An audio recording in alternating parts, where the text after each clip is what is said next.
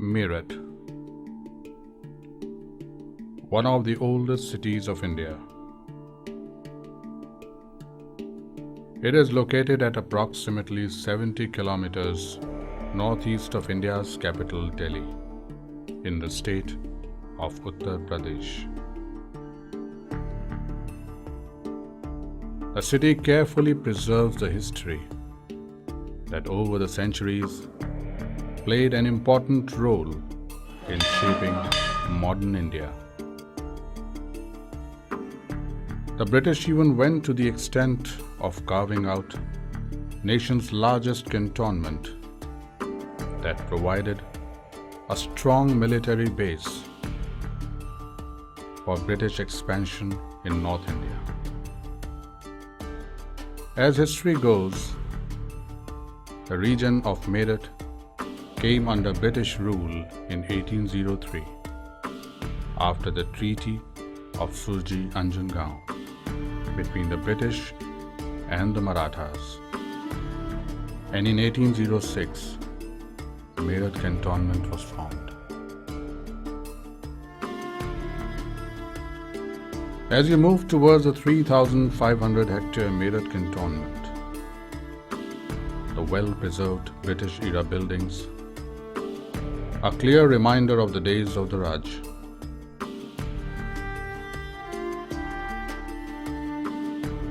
However, deep inside this area is situated the St. John's Church that stands tall in all its splendor. The church building represents the style of English parish church architecture, which was very popular before the Gothic revival, and is structured on the classical design.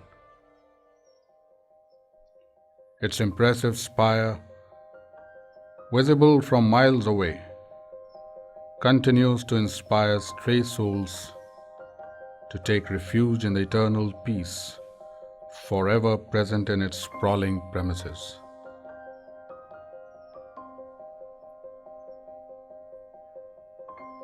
With space enough to accommodate 1,500 people, it was built at a cost of Rs 56,000 by the East India Company. The architecture includes an upper seating area which is no longer in use. This historical church carefully treasures in its bosom the history of hundreds of men, women, and children who exhibited their grief for their departed ones in the form of memorials that adorn its walls in a period that traverses almost 2 centuries.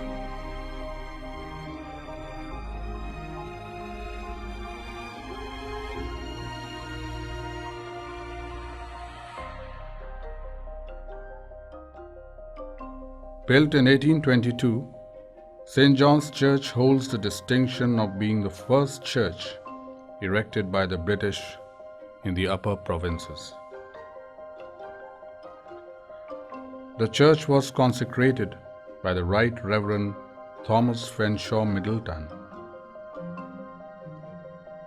in the presence of the then Governor General of India, Marquis Hastings. The church still houses a huge but non-functioning pipe organ, which employed manually operated bellows to supply the organ with air.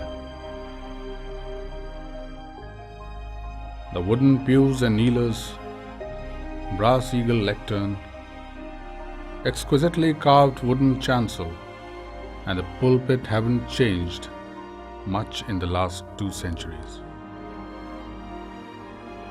As one carefully analyzes the contents of hundreds of plaques plastered on the walls of the church, the history of British conquests and annexations of the powerful states into British India begins to unfold.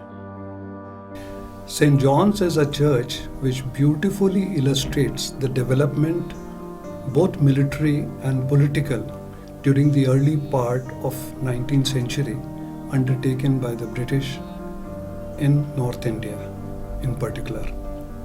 There were two important incidents. One was the subjugation of Nepal, which took place around the beginning of the century, and the second was the annexation of the Sikh Empire, which took place around the middle of the century.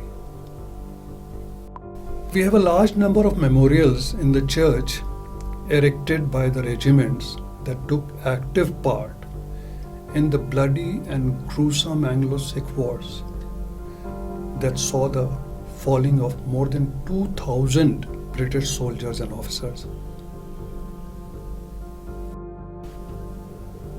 For instance, the statues at the southern entrance of the church were installed by the officers of Bengal artillery in remembrance of those who fell in the campaigns of Satluj and Punjab.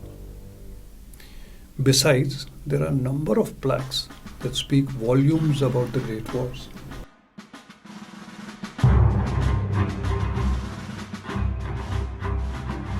Meerut Cantonment's direct involvement in British expansion plan was seen almost 3 decades before the Anglo-Sikh Wars. It was during the massive British attack on the Kingdom of Gurkha in 1814. In this expedition, out of 4 army divisions employed to launch a simultaneous assault on Gorkha land from different directions, one was formed at Meerut under Major General Rollo Gillespie.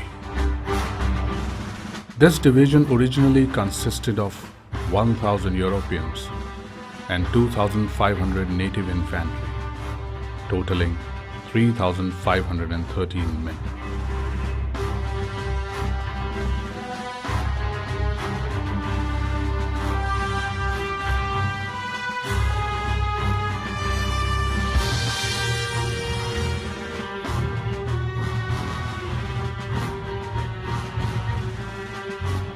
However, despite the ambitious plan and well-executed strategy to vanquish Gorkha resistance from the western frontiers of Nepal, company commanders made a terrible mistake.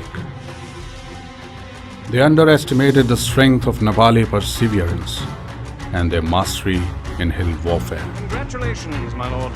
Infantry reserve into the centre. But my lord, you've taken the field. Now we shall take their spirits, send the entire battalion over that hill and crush them. It ends today. The 3rd Division suffered heavy losses while it tried to take over the Kalunga fort at Nalapani.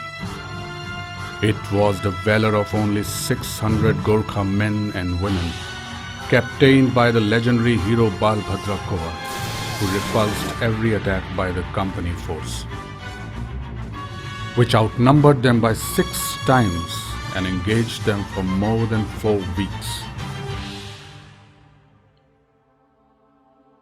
According to one account, the Battle of Nalapani left 31 British officers and 732 soldiers dead, while Gorkhas lost 520 warriors. One name among the fallen British officers was that of Sir Major General Rollo Gillespie, one of the most celebrated British generals. His monument is located at St. John's Church Cemetery that marks the grave where his ashes rest.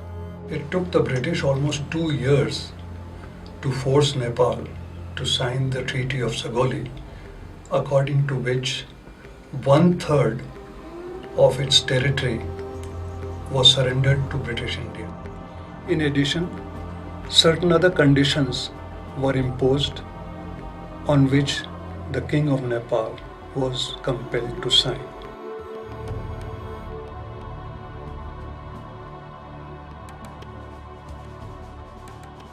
By the middle of 19th century, the East India Company had consolidated its position in India to a large extent.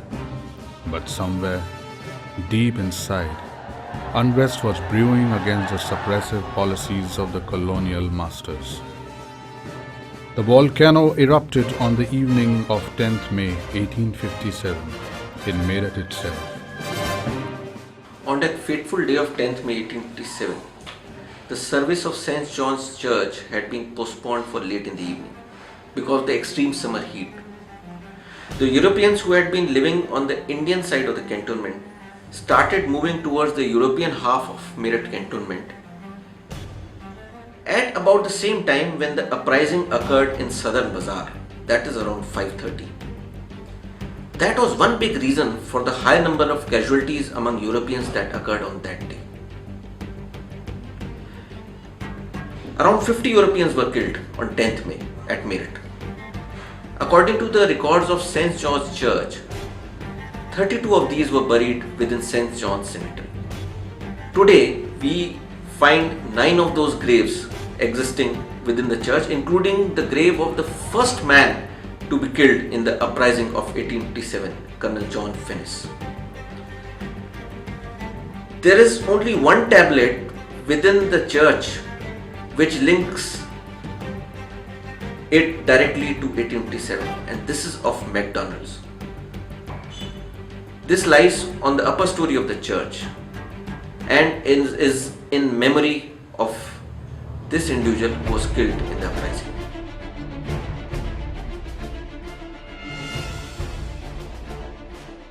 Soon the revolt assumed massive proportions and engulfed other cities in the upper provinces.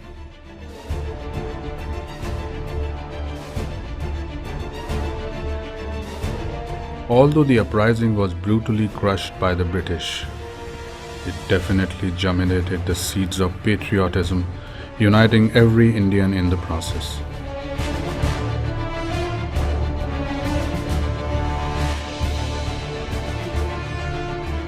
Freedom struggle kept gathering momentum with each passing decade.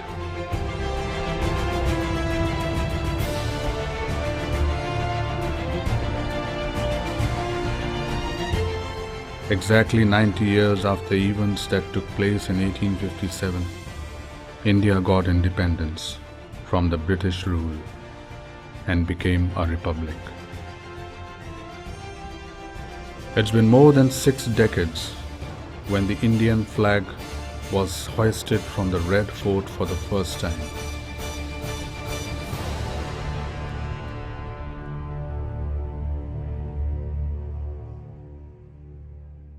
But St. John's Church continues to reverberate with the same spirit and stands as a mute spectator to the changing era. Unlike during British days, the congregation comprises entirely Indian Christians, though the service is still conducted in English language. The church administration is governed by the Diocese of Agra, Church of North India, and ritual pattern strictly follows Anglican style of worship.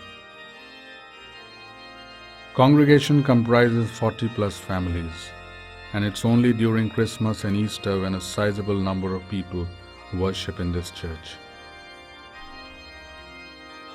Reverend Dr. Peter Baldev, presbyter in charge of St. John's Church, proudly associates himself with the oldest church and sincerely wishes to be part of celebrations when this house of worship turns 200 years old in 2024.